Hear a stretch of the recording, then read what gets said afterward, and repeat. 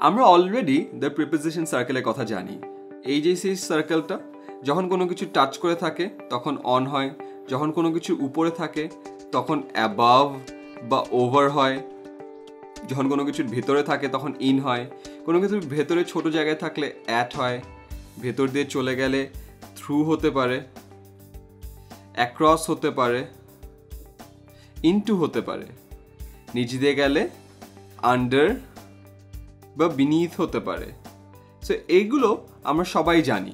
So এই জিনিসগুলো জানা থাকলে প্রিপোজিশনের নর্মাল ডে টু ডে বেসিসে যে প্রবলেমগুলো হয় আর কখনোই হয় না।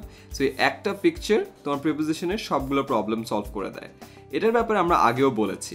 কিন্তু কিছু শব্দ আছে যার পাশে কিছু প্রিপোজিশন ফিক্সড, এবং এটাই তোমরা ছোটবেলা থেকে পড়ে এসেছো তোমাদের চৌধুরী হোসেন বইতে, যেটাকে আমরা বলি হলো অ্যাপ্রোপ্রিয়েট প্রিপোজিশনস। চৌধুরী হোসেন বইয়ে দেখা থাকতো না প্রতি এক্সামে প্রথম 2 পৃষ্ঠা, তারপরে 3 পৃষ্ঠা, তারপরে 5 পৃষ্ঠা।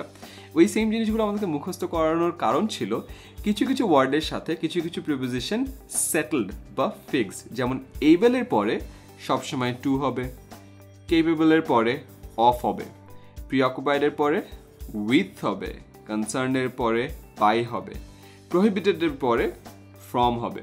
সো এই যে ওয়ার্ডের পরে প্রিপোজিশনগুলো ফিক্সড, এই ফিক্সড প্রিপোজিশনগুলোকে আমরা বলি হলো অ্যাপ্রোপ্রিয়েট প্রিপোজিশন।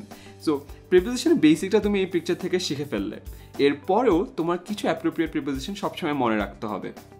কারণ হলো এই যে ওয়ার্ডগুলোর পরে যে প্রিপোজিশনগুলো বসবে, এই প্রিপোজিশনগুলো কোনো রুল ফলো করে না। তাই এক্ষেত্রে সঠিকটা বের করার জন্য তোমার আসল জিনিসটি জেনে রাখতে হবে আগে থেকে বা মনে রাখতে হবে। সো এটাকেই বলে অ্যাপ্রোপ্রিয়েট প্রিপোজিশন। তোমরা যদি ভাবো যে আমাদের কতগুলো অ্যাপ্রোপ্রিয়েট প্রিপোজিশন মনে রাখতে হবে, সেটার তো আসলে কোনো সীমানা নেই। তার কারণ হলো ল্যাঙ্গুয়েজ এমন একটা ভান্ডার যেটার কোনো শেষ নেই। সো সহজ একটি উপায় হলো তুমি যে কোনো একটা বইয়ের অ্যাপ্রোপ্রিয়েট প্রিপোজিশনের যে পার্টটি আছে ওই পার্টটি কমপ্লিট করে ফেলো, তাহলে তোমাদের সবার যে বেসিক অ্যাপ্রোপ্রিয়েট প্রিপোজিশনগুলো থাকে ওগুলোর ব্যাপারে ধারণা হয়ে যাবে। আর তার থেকেও সহজ ব্যাপার হলো তোমরা সবাই যে চৌধুরী হোসেনের বইটি ফলো করে এসছো বাচ্চাকাল থেকে, তোমার গ্রামার যে বুকটি ছিল ওখানকার অ্যাপ্রোপ্রিয়েট প্রিপোজিশনগুলো তুমি যদি শেষ করে ফেলো তাহলেও কিন্তু আর কোনো সন্দেহের অবকাশ থাকবে না। এরপরে যত ধরনের অ্যাপ্রোপ্রিয়েট প্রিপোজিশন আসুক না কেন তুমি সেটা পেরে যাবে।